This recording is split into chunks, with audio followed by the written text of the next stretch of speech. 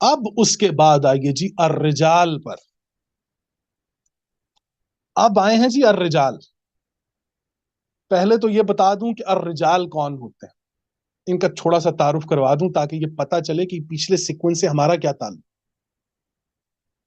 رجال وہ ہوتا ہے جو قائم دائم ہوتا ہے،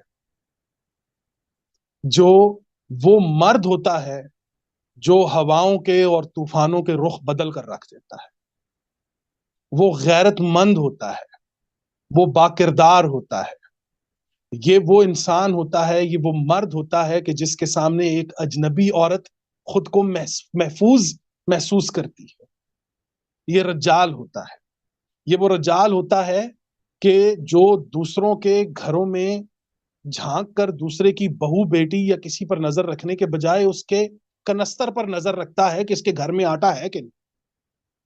یہ وہ رجال ہوتا ہے کہ جسے اپنے محلے کے یتیموں کی خبر ہوتی ہے.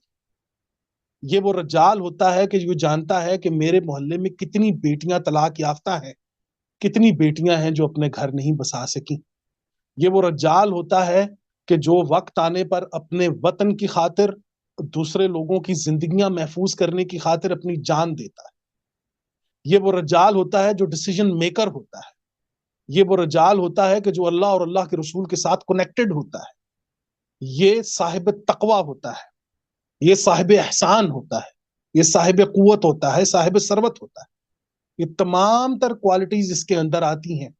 الرجال، یہ رجل سے نکلا ہوا، رجل کہتے ہیں ٹانگ کو، تو جو اپنی ٹانگوں پر کھڑا ہوتا ہے اسے الرجال کہا جاتا ہے.